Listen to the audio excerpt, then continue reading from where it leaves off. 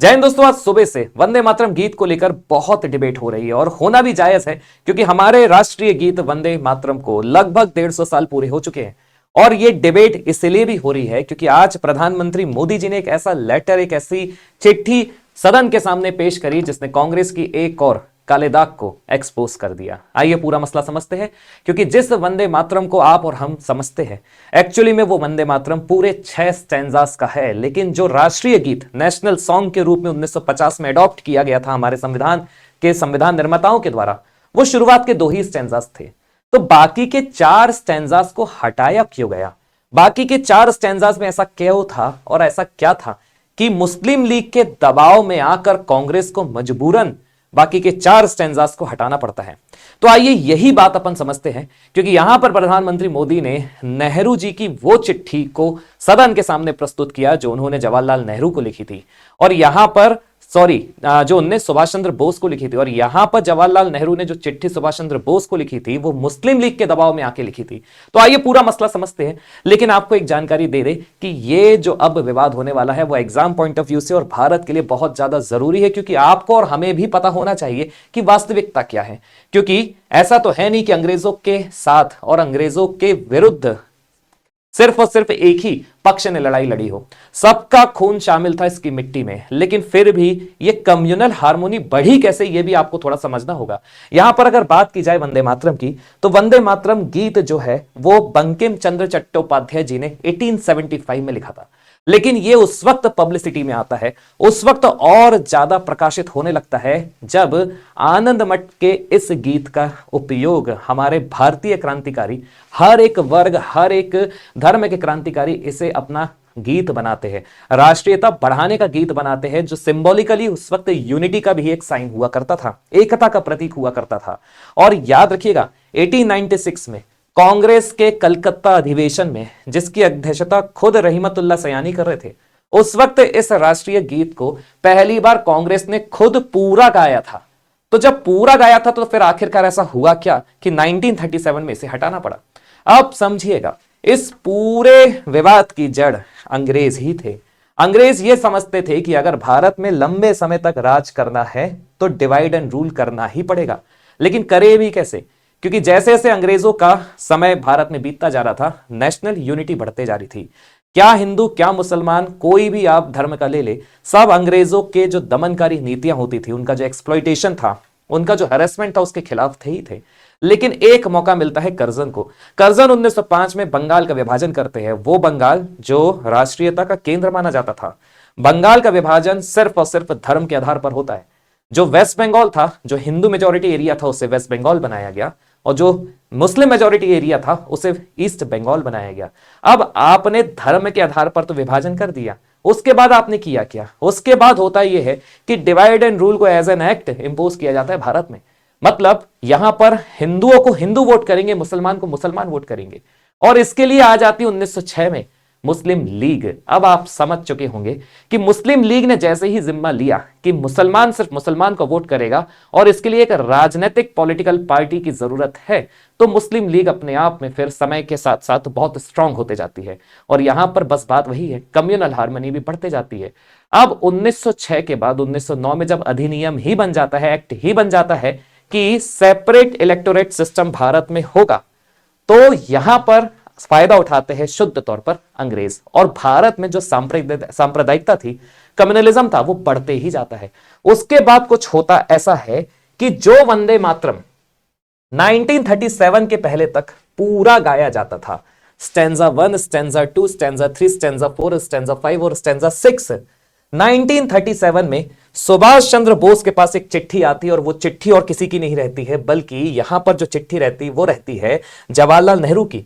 और इस जवाहरलाल नेहरू जी की चिट्ठी को प्रधानमंत्री मोदी ने आज साइट भी किया है। मेरे पास चिट्ठी है, मैंने आपके लिए चिट्ठी भी लगा के रखी है, लेकिन फिलहाल मैं आपको बता देता हूं कि यहां पर प्रधानमंत्री मोदी ने क्या साइट किया है। Years later in 1937, the Congress adopted a modified version of Vande Mataram. Years later in 1937 का मतलब यह है कि जब पहली बार वंदे मातरम 1896 में कांग्रेस के कलकत्ता अधिवेशन में गाया गया था, उसके बाद 1937 में, इमेजिन करिए इतने साल बाद 1937 में कांग्रेस ने मॉडिफाइड वर्जन ऑफ वंदे मातरम को भारत का नेशनल सॉन्ग एडॉप्ट किया।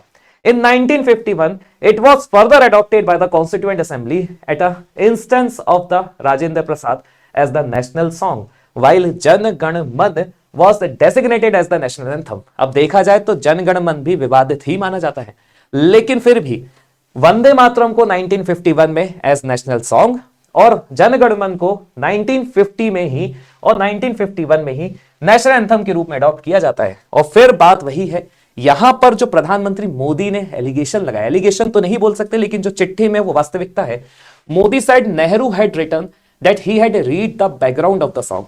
अब नेहरू ने जो बैकग्राउंड ऑफ द सॉन्ग पढ़ा है वो एक्चुअली में उसका इंग्लिश ट्रांसलेटेड वर्जन पढ़ा था and it could spark anger amongst Muslim से। He alleged on 26 October Congress compromised on Vande Mataram. They broke into pieces under the mask of social harmony, but history is witness. This was Congress' attempt at politics of appeasement. Under pressure of politics of appeasement, Congress agreed to divide Vande Mataram. This is the real or reason Congress also bowed to the demand of for the partition. यहां पर prime minister Modi ने बोला है कि कांग्रेस उस वक्त दबाव में आ गई थी और पॉलिटिक्स ऑफ अपीसमेंट कर रही थी, और यही कारण था जिसके कारण बाद में कांग्रेस को झुकना पड़ता है जो विभाजन की मांग थी उसके सामने भी। He added that while Netaji Subhash Chandra Bose, even यहां पर प्रधानमंत्री मोदी ने यह भी बोला कि नेताजी सुभाष चंद्र बोस इस समय चाहते थे कि जो वंदे मातरम उसके फुल स्टैंजास को अडॉप्ट किया जाए, क्योंकि यहां पर सोशल हार्मनी की बात नहीं थी, यहां पर नेशनलिज्म की बात थी, यूनिटी की बात थी। लेकिन बात वही है कि अडॉप्शन जो किया गया ऑन 26 अक्टूबर को वो सिर्फ कुछ ही हिस्सों का किया गया। On 20 October 1937 Nehru wrote to the Netaji Bose claiming that the background of Vande Mataram was likely to irritate Muslim. और यहां पर क्लियरली नेताजी ने सुभाष चंद्र बोस को बताया था कि जो बैकग्राउंड है वंदे मातरम का वो एक्चुअली में मुसलमान को, मुस्लिम्स को इरिटेट कर सकता है। He went on to say that there does seem to be a substance regarding outcry against Vande Mataram and people who are communistically inclined have been affected by it. अब आपको मैं पहले तो letter दिखाता हूं जिस लेटर की यहां पर चर्चा की जा रही है। अब इसे जरा ध्यान से देखिएगा, यहां पर it does seem that this background is likely to irritate Muslims, और इसी को साइट किया है आज प्राइम मिनिस्टर मोदी ने। ये वो लेटर है, सुनिए ध्यान से, ये वो लेटर है जिसे नेहरू जी ने सुभाष चंद्र बोस को भेजा था 1937 में। अब इंटरेस्टिंग अगर 1937 की बात की जाए तो 1937 में फैजपुर अधिवेशन में सुभाष चंद्र बोस उस वक्त अध्यक्ष नहीं थे, जवाहरलाल नेहरू ही अध्यक्ष थे, और अध्यक्षता के दौरान सुभाष चंद्र बोस को उन्होंने ये चिट्ठी भेजी थी। 1937 फैजपुर सेशन बहुत इंपॉर्टेंट वैसे भी कांग्रेस की हिस्ट्री में माना जाता है, और यहां पर यह बताया जा रहा है कि जब 1937 में एक साल पहले लखनऊ में मुस्लिम लीग ने विरोध किया था तब जाकर कांग्रेस को उनकी ये डिमांड माननी पड़ी। और आज इसी 150वें साल बाद हम वंदे मातरम को याद कर रहे हैं, और इसीलिए याद कर रहे हैं ताकि हमारी अब जो डिमांड है कि वंदे मातरम के बाकी के स्टैंजास को भी अडॉप्ट करना चाहिए तो ये पूरी होनी चाहिए। और यहां पर प्राइम मिनिस्टर मोदी ने इसलिए मुद्दा लोकसभा राज्यसभा दोनों में उठाया है। और देखिए यहां पर लास्ट लाइन भी बड़ी ही विचलित कर देने वाली है। यहां पर लिखा है these last 4 stanzas were set aside from the official national use after 1937 due to religious imagery. मतलब एक प्रकार से जो भारत का एक बहुत बड़ा धर्म है, जैसे अपन बोल सकते हैं कि भारत की अगर बात की जाए तो हिंदूज आर इन मेजॉरिटी, और हिंदूज की अगर बात की जाए तो यहां पर आपको हमेशा एक तरफा सेक्युलरिज्म देखने को ही मिलेगा। आखिरकार आप कैसे सिर्फ हिंदूज के गॉड को रिलीजियस इमेजिनरी बोल के इस पूरे स्टैंजास को अलग कर सकते हैं? अगर आप इस पूरे स्टैंजास की गहराई में जाएंगे, समझेंगे, तो यहां पर वैसे भी देखा जाए तो हिंदू धर्म में है ना, प्रकृति को मां ही माना गया है जिसका काम होता है देना, और जो देता है निस्वार्थ भाव से सेल्फलेस होकर उसके सामने हम वैसे ही पूजते हैं, नमन करते हैं। तो ये हिंदूज के धर्म में है कि वो झुकते हैं, प्रणाम करते हैं उस मां को जो उन्हें निस्वार्थ भाव से देती है। और यहीं पर इस पूरे स्टैंजास में यही शब्दतः समझाया गया है। अगर मैं आपको दिखाऊं इस स्टैंजास का मतलब, करोड़ों हाथों में तेरी रक्षा के लिए धारदार तलवारों निकली हुई है, मां कौन कहता है कि तुम अबला हो, तुम बल धारण की हुई हो, तुम तारने वाली हो मां, तुम क्षत्रियों को समाप्त करने वाली हो मां, तुम्हें मेरा प्रणाम है। तुम ही विद्या हो, तुम ही धर्म हो, तुम ही हृदय हो, तुम ही तत्व हो, तुम ही शरीर में स्थित प्राण हो, हमारी बाहों में जो शक्ति है वो तुम ही हो, हृदय में जो भक्ति है वो तुम ही हो, तुम्हारी ही प्रतिमा हर मंदिर में गड़ी हुई है मां, तुम्हें मेरा प्रणाम है। तो यहां पर एक्चुअली में देखा जाए तो हम वंदना कर रहे हैं हमारी मां को, और ये उस वक्त जरूरी थी जब हमें एकता की आवश्यकता थी, शक्ति की आवश्यकता थी, क्योंकि हमारी लड़ाई कोई छोटे मोटे लोगों से नहीं थी, हमारी लड़ाई उन अंग्रेजों से थी जो हमें तोड़ने के लिए ही आए थे। और यहां पर याद रखिएगा 1937 तक यह समस्या नहीं थी, 1906 के पहले भी यह समस्या नहीं थी, क्योंकि जब विभाजन हो रहा था 1905 में बंगाल का, तो 10,000 हिंदू मुस्लिम से सब ने इस गीत को गाया है। तो फिर अचानक से यह सांप्रदायिकता की भावना कैसे बढ़ी कि कांग्रेस को खुद 1937 में मुस्लिम लीग के सामने दबना पड़ा और बाद में इस स्टैंजास को हटाना पड़ा। लेकिन फिर भी देखा जाए तो कांग्रेस का आज जो बयान आया है, उन्होंने मोदी जी को भी टारगेट किया है। उन्होंने बोला है कि मोदी जी हिस्ट्री को, इतिहास को डिस्टॉर्ट कर रहे हैं, अपने फायदे के लिए उठा रहे हैं।